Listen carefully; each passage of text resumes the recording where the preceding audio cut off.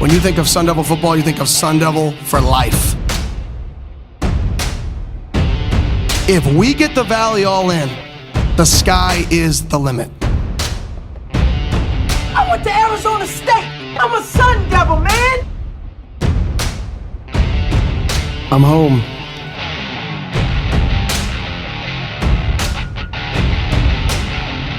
Hello, Sun Devil fans. Brad Denny with 3TV, CBS 5, and the Speak of the Devils podcast here. Welcome back for another episode of the Speak of the Devils Sitdown series, where I bring you in-depth one-on-one conversations with key players, coaches, and other figures within Sun Devil athletics. 2022 was a difficult year for the Sun Devils, both on and off the field. There's just simply no denying that. But amid the myriad struggles, a coach remained a steadfast beacon of positivity, accountability, and ohana. After the departure of Herm Edwards after Week 3, Shaun Aguano was elevated to be the interim head coach of Sun Devil football. His 9 games at the helm resulted in a marquee win over Washington, but most impressively, he managed to keep the Sun Devils fighting hard week in and week out in a situation in which many others would have just packed it in. When Kenny Dillingham was hired as ASU's new head coach, his first move was to retain Coach Aguano, a decision that was met with unanimous praise throughout Sun Devil Nation. On this episode, Shaun and I discussed the struggles and lessons learned from that difficult 2022 season, why ASU and the Valley mean so much to him, the reinvigoration that the program has seen in recent months, the 2023 group of running backs, and more. So let's get to it. Here's my conversation with Shaun Aguano.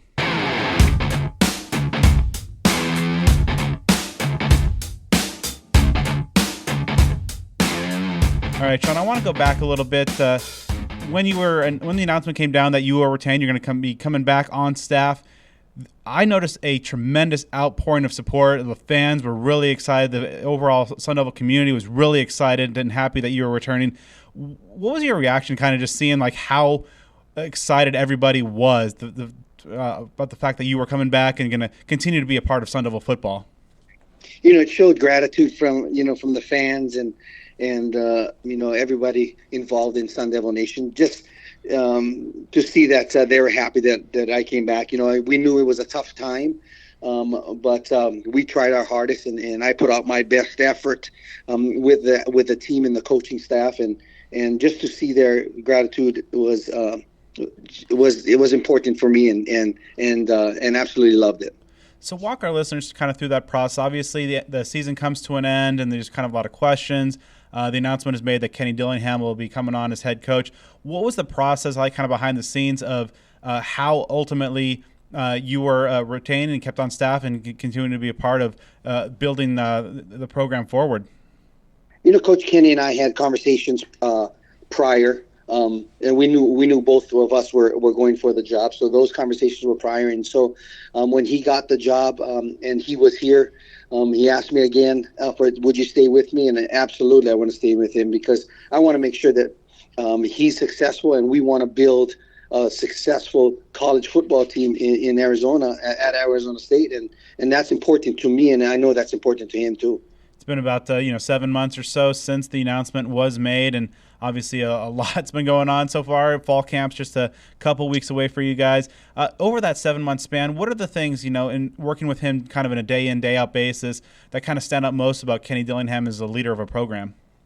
His intelligence, everybody says he's a young guy, but, he's a very bright individual, has a lot of energy. I think he was a great hire. I think he's going to do good things, and it's going to take time, I think, to build this a little bit. But I think he has all the pieces in place, and he's diligent about things, and he pays attention to details. So he's going to be successful here at Arizona State. I recently talked to Jordan Clark, and I asked him kind of what were some of the things that he's noticed about the program over this last 7 months versus the last couple of years. And the first thing he said was that he mentioned you and the accountability that you brought to the program and laying that foundation, and how you and Kenny have helped to build that moving forward, and how it's kind of got everybody kind of bought in and revitalized, re-energized. What's it like, just knowing that, a big part of what you were able to do last year, and obviously very difficult situation in terms of getting the accountability, was maybe perhaps the first domino to fall in a hopeful turnaround for the program? I thought it was important for our players to understand that they had to be accountable to somebody other than themselves. And I think Coach Dillingham has even went beyond, above and beyond that, and holding our kids accountable to being committed to our success at Arizona State. And he's done a great job within the last 6-7 months, making the kids understand what they need, where they need to be, what they need to do. And that's just a standard that he set. And, excellence is his standard. And so I'm just playing behind him and supporting him. And I think that the kids understand the reason why. As someone who's been in the program for a few years, what have kind of jumped out to you about perhaps the biggest changes in the program culture over the last few years versus the kind of the first 7 months so far this year? I think the kids are excited, the newness of it. I think it's a breath of fresh air. The past couple of years has been tough just with the lingering cloud over it. But I think Coach Dillingham has done a great job, as well as the other coaches that have come in here and been excited about the program. And I see the kids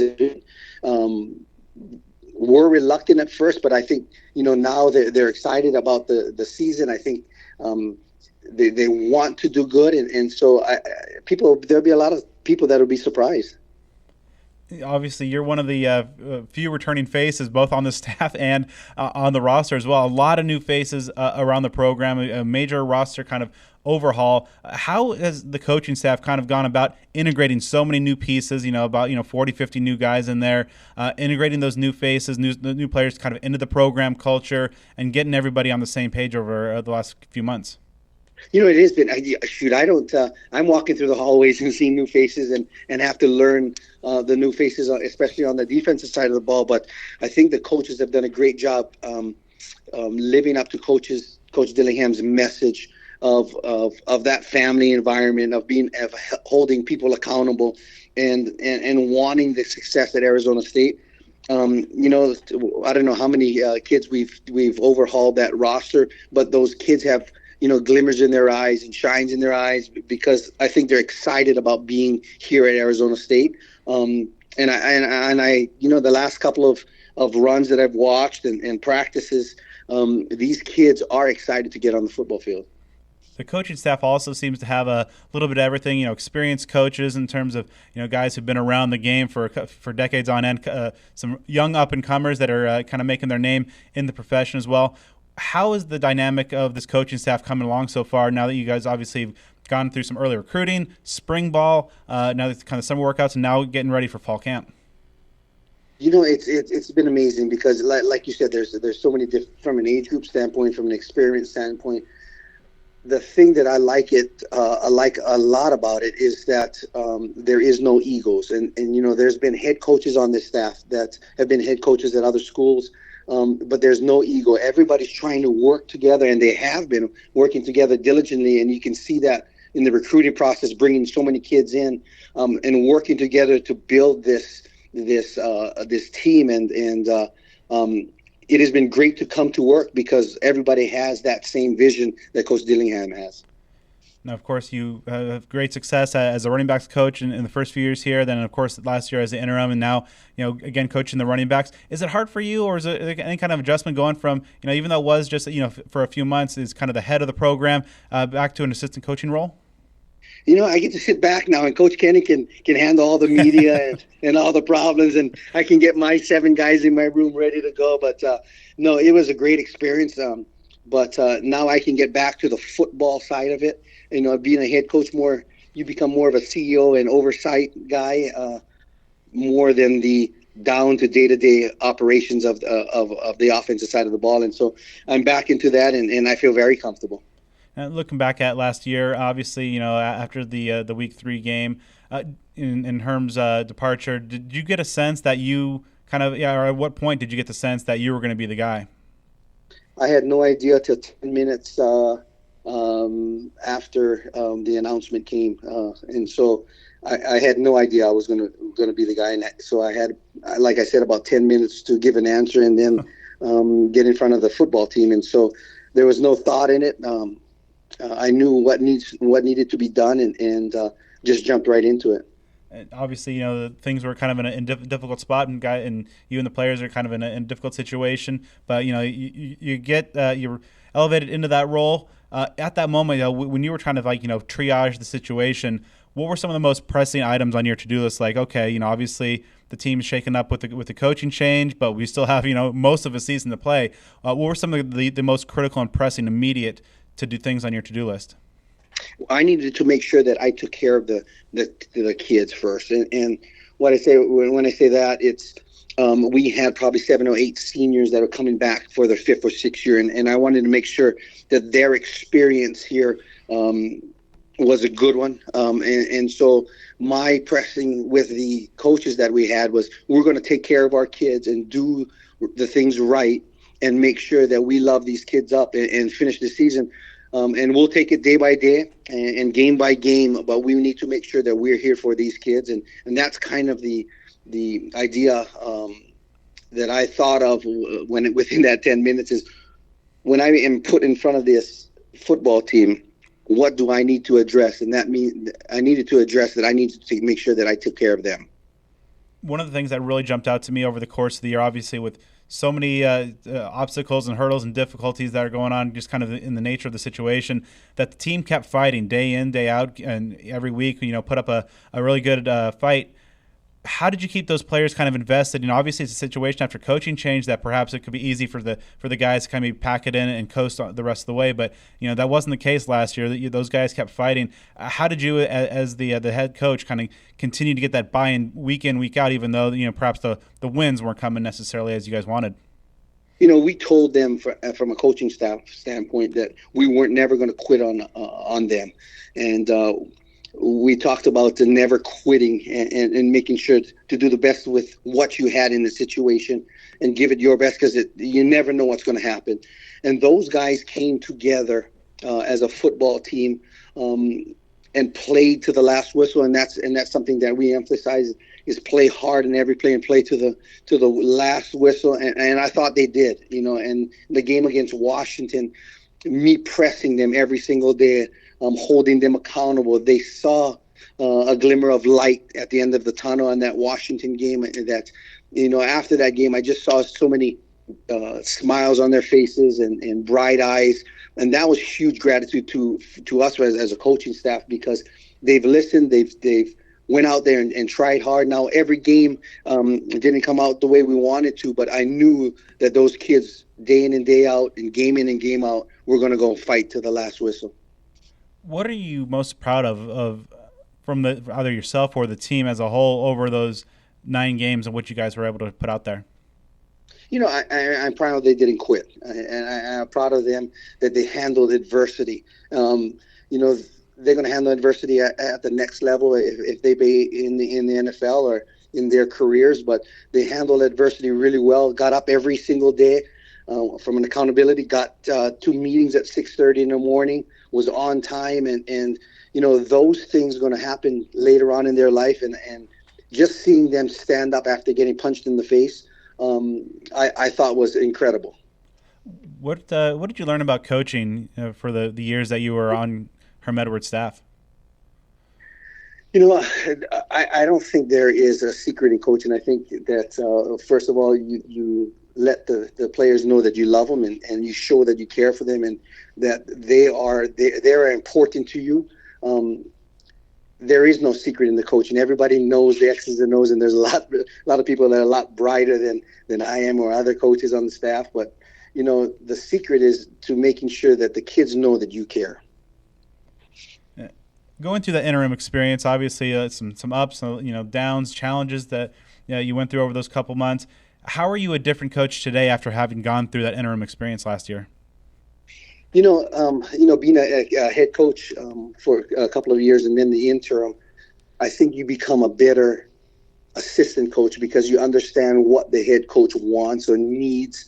You can help them with the external problems that occur in practices or whatever that comes up.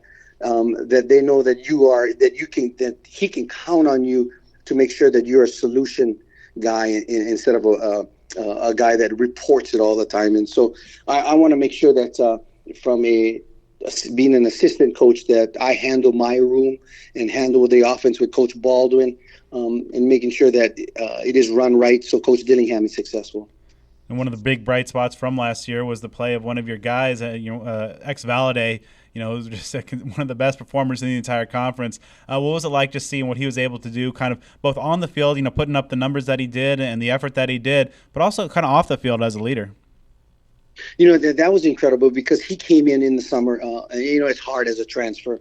And the one thing I told him, I said, the one thing about respect is that you have to gain respect. And the only way you can gain respect is that you have to show it. It can't come verbally. And he came out there and worked harder than anybody, made sure that everybody was in line.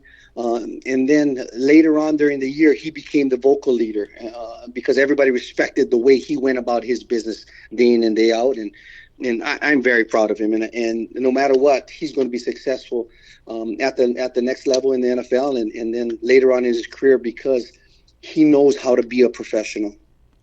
What would the Shaun Aguano of today, July 20th, go back and tell the Shaun Aguano of September 19th of last year? Oh, shoot. Enjoy every single day. You don't need to stress out about things that you can't control. But I enjoyed being the interim head coach. I enjoy coaching football. I enjoy being around the coaches, and I truly enjoy being able to develop young men. And that's my calling in life. And I'm going to my grave being able to coach the rest of my life. Now, college football coaching can be kind of, have some shady elements. It's kind of a cutthroat business. It ultimately is a business at all. But it seemed through that, the difficulties of last year, that there was a lot of, kind of a good display of it, that the value of sincerity and being honest and open, and really kind of was able to kind of shine through during some very difficult times. What do you think that kind of the 2022 Sun Devils story kind of says about the value of sincerity in the college football business? And everybody does it differently. I just think that you need to be a good person, and people can see through that, and making sure that you do things right. But and that's a day-to-day challenge for everybody, I think. But sincerity and making sure that you look kids in the eyes, or look your peers or colleagues in the eyes, and making sure that you're a man of your word and you do what you said you're going to do. And I think if people follow that course in life, I think everybody will be fine. After the season, he said in one of the press conferences, I believe after the U of A game, that you'd be willing to even be the water boy if they paid well enough to help ASU. What is it about Arizona State football and the program, the community? Why do you feel such a strong connection to the Sun Devil community? Being born and raised in Hawaii, and the family and community part is very important to me. And my kids, my 4 kids, were all born and raised just down the street in Chandler, so they're Arizona kids.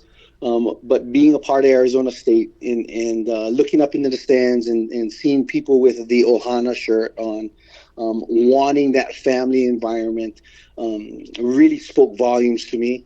And no matter what, I am a true Sun Devil. Like I said, I could be the janitor. I really don't care. I really want Arizona State to be successful, and I think we are. I think Coach Dillingham is going to do a great job, as well as our coaching staff. But I truly feel that I am connected with Arizona State because I want this place to be successful, and they have done a lot for me and my family, and that holds something true in my heart. One of the things that you guys have really been up to over the last few months is kind of rebuilding the connections to the local community, to the local high school football community as well, and obviously with yourself, Kenny Dillingham, Charlie Regal, who is my old high school coach, and then as well as Jason Mons, of course.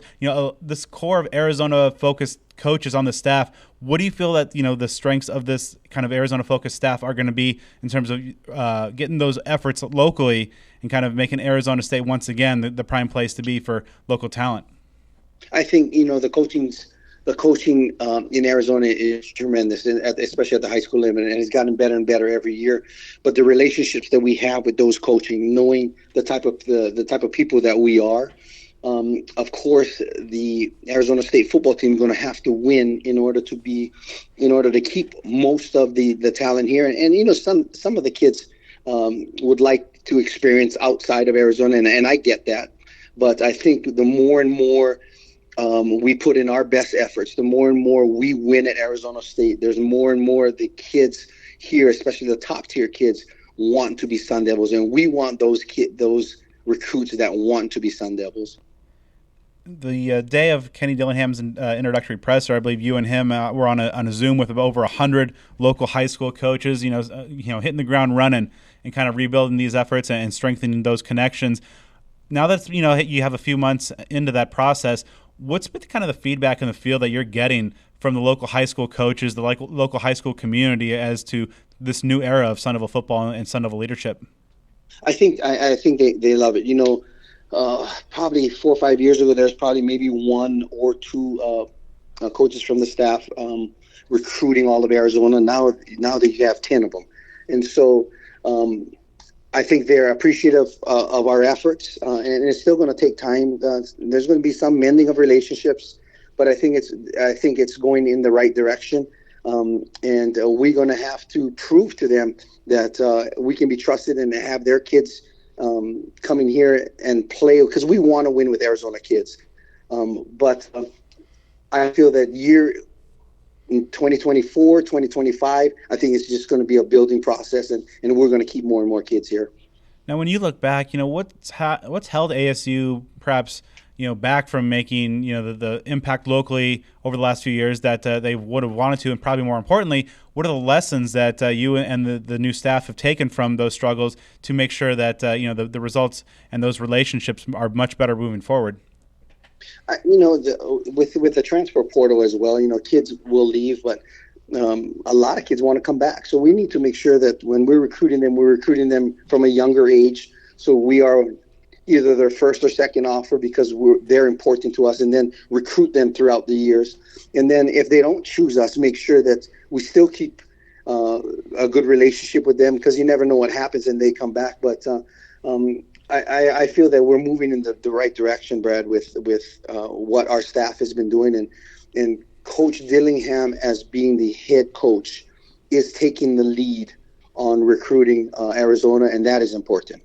And you have the unique perspective of being a head coach and a successful head coach of a powerhouse program where the colleges were coming to get your players, and then now on the other side of things, as being on the college side, trying to get those elite local players. What do you feel in kind of your experience? What do local players generally want in kind of broad strokes from their hometown school? I think they want to feel important and be recruited as hard as other schools are recruiting them, and it's important to them.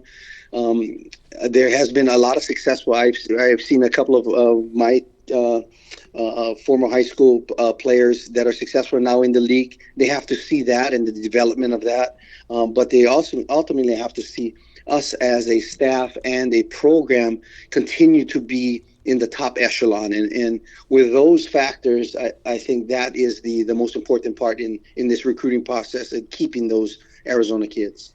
Of course, there's a new offense this year. Kenny Dillingham bringing a scheme. Bo Baldwin, obviously a guy with a tremendous success on his resume as a leader of an offense. When you look overall at this scheme and the role that your running back group is going to play in it, what are some of the things that really kind of stick out to you as to what the running back is going to be asked to do in this offense? The running back is going to have to be multiverse, because Coach Dillingham and Coach Baldwin's offense together involves a running back probably 60-70% of the time. Coach Dillingham loves to run the football. Coach Baldwin loves to get the backs the ball in short routes, and so our backfield is going to have to be productive in order for us to be successful, and we have a bunch of guys that I think that will do that, and it'll be by committee too, because we can't just go in with one guy. It'll probably be 2, 3, 4 guys that's going to have to help us win. Yeah, I was gonna. Before we dive into some of the guys specifically, just kind of want to get your overall impressions of the group through those 15 spring practices. Were you able to kind of get everything accomplished on your kind of pre-spring checklist? On that to-do list checked off? I did. to make sure that I set the culture in my room of what I want and what I expect. And they've fallen in place really well because they understand the reasons why. And I spent a lot of time on explaining the reasons why we do this and what am I asking from them. Cam Scatterable has done a tremendous job. DeCarlos Brooks, the same thing, has done a tremendous job. Javen Jacobs, that has come from receiver, has helped us in the spring as well. I'm excited for Tevin White, who's has all the ability to be a great back. George Hart is a guy that is a steady Eddie, and then we've got Kyson Brown, who is now on that is a freshman that is ready to go too. So we have a plethora of backs that are very talented. Yeah, so let's dive into them right now and just take them one by one and get your thoughts on, starting off with Cam.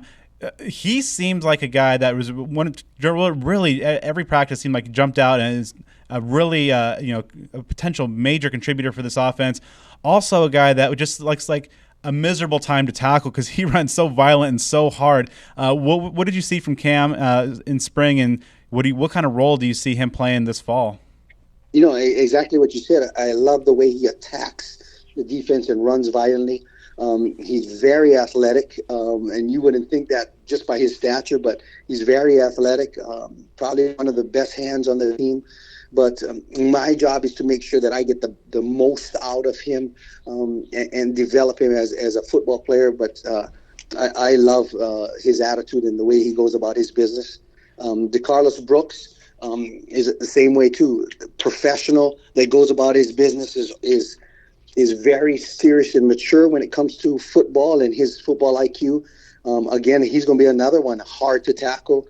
They're that pit bull body types that I like. That low to the ground, great body lean, but explosive as well. And so those two guys bring that aggressive running to the field. And then Tevin White is a more long, faster back that I feel has incredible potential. And now it's going to be on him to go and get it. But and it's his time to step up, and I think he's going to do that. But he has incredible feel for the game, and so I'm excited to see him.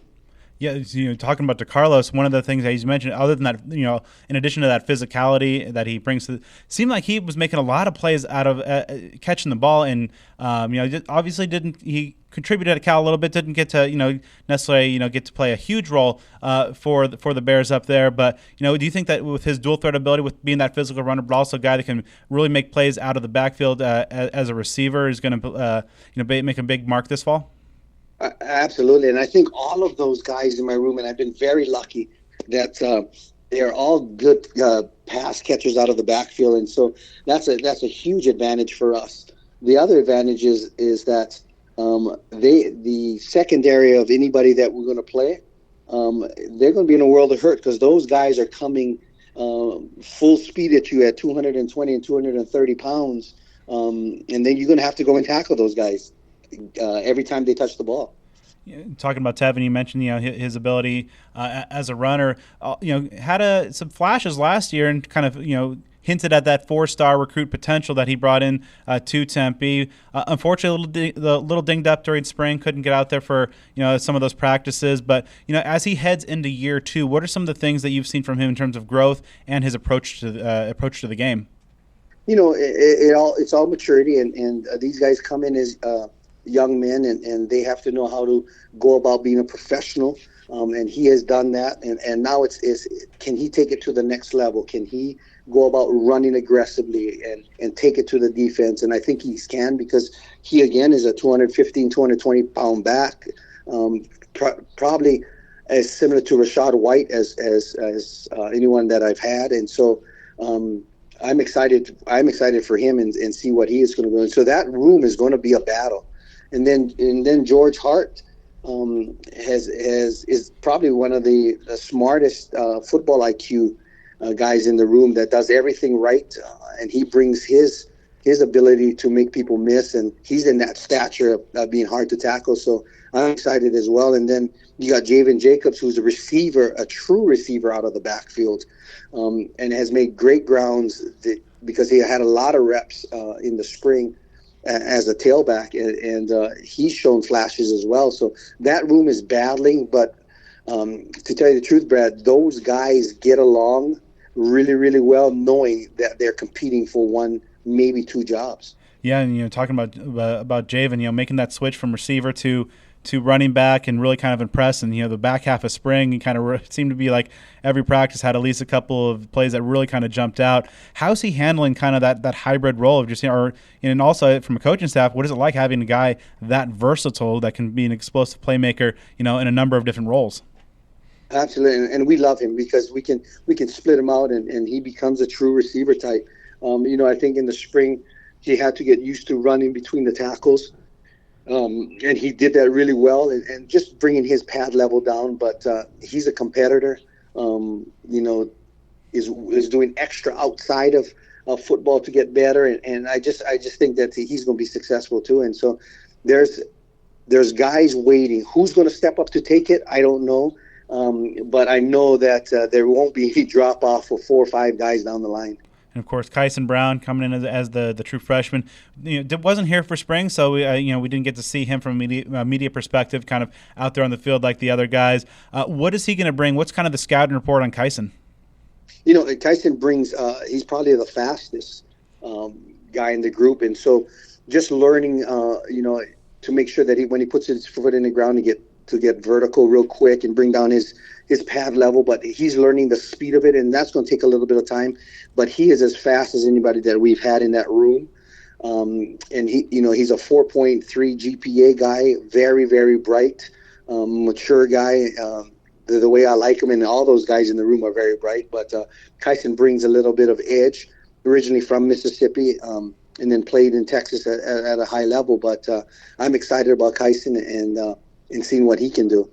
Over the he goes by Sip. Sip. Okay. Yeah. Good to know. So, looking forward or looking back at the last couple of years, obviously we're going from Eno to Rashad to X last year. There's always been kind of that one, lead back, the guy kind of that workhorse type of role. You kind of mentioned, alluded to it a little bit ago that, perhaps that might not be the case this year. If you look at Oregon's offense last year, there was they had a couple backs that kind of got a lot of run, as well as Bo Nix in the ground game. What kind of workload distribution are you envisioning that, if the guys perform up to their expectations, what kind of workload distribution would we see this year, kind of, or as opposed to the last couple of years with a kind of a dominant back? Yeah, even the last couple of years, I have always started out and kind of the disbursement kind of even, and then whoever had the hot hand and became the guy did it on their own. And so I think I'm going to go with that same, that same kind of idea where, we're going to share those reps and who's the guy and who's the best feel and who's going to take that job, and then and we'll play how it plays out after that. But injuries always happen, and so those guys need to be ready to go. And doesn't matter if you're the third or fourth guy, you better be ready to go. Since he took over the program, Kenny Dillingham's really been talking about activating the Valley and kind of getting the fan base, the community, the alumni base, all kind of rallied around this program. From a coaching staff perspective, what is kind of the strategy to activate the Valley, to push forth that and kind of deepen those roots? Obviously, a lot of wins during the football season will certainly help that as well. But, outside of, just getting those W's on Saturday, what's kind of the strategy and especially as a local guy with such deep ties like yourself, to kind of push forward the activation of the Valley? Getting alumni involved a lot more, getting our kids and our players out to the community and being the face of the football team. I think just activating every aspect that we can where the community feels like they are part of the Arizona State football. And I think that has been missing. I know with last year has been an interim coach, try to get that going. And I think Coach Dillingham has broadened that. And so making our community feel that this is our football team as well. And so we're going to try to make sure that we activate the alumni, activate businesses, activate our guys in the community, so our players are involved. And so I think it's a broad range of things that we're going to try to do. It's been a rough stretch for Sunnyvale football, but the last few months seem to have really kind of revitalized and re-energized the fan base out there and kind of given a new hope for this and with this new direction of the program. What would be your message for the fans who have been really kind of ride or die through these tough times of the program and over the last year or so as this new era begins? Please be patient with us. We will get there. We will get there. I promise you. I'd like to thank Shaun for taking the time to talk with me for this episode. I'd also like to thank Doug Tamaro of ASU Media Relations. Make sure you are subscribed to Speak of the Devils on the podcast platform of your choice for more episodes featuring guests such as Jalen Conyers, Trenton Bourget, Brian Ward, Jordan Clark, Joey Ramos, Rashad Samples, Brian Carrington, DJ Foster, and many more. And also be sure to follow me on Twitter and Instagram at bdenny29.